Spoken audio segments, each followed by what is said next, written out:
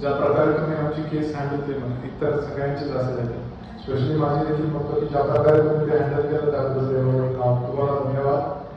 तुम्ही जे टेबलवर मला त्या दिवशी एन्जिओग्राफीच्या बोललेले की मी तुला विचारत नाही, हे सांगतोय की तुझी एन्जिओप्लास्टिक करतोय ते अजून माझ्या कानात वाजतं.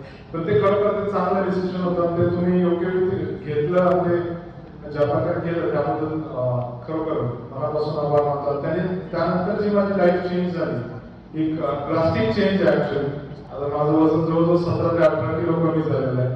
म्हणजे काय मला पूर्ण वॉर्डरोब चेंज करावं लागलं, माझं कपडे चेंज करावं लागले. मी आत्ता एकतर तर बेल्टला होल पाडून आलो. खरंच तुम्हाला रिया टीमचे पण धन्यवाद. त्यासाठी पण सरांचेच परत धन्यवाद मानतो, कारण त्यांनी फोर्स केला मला की तू रिया घे.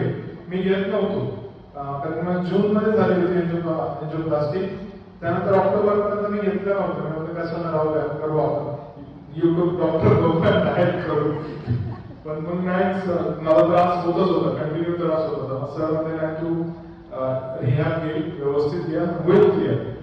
जसं मी रिहॅब चालू केलं, डॉक्टर स्नेहल आणि डॉक्टर दिव्या होतं, त्यांनी गाईड केलं आणि ती 3-4 महिन्यातच रिझल्ट, फॅन्टॅस्टिक रिझल्ट होता. म्हणजे दिसायला लागलं. पहिल्या आठवड्यातच आधी मी 3-4 किलो कमी केलं होतं. So which was fantastic actually.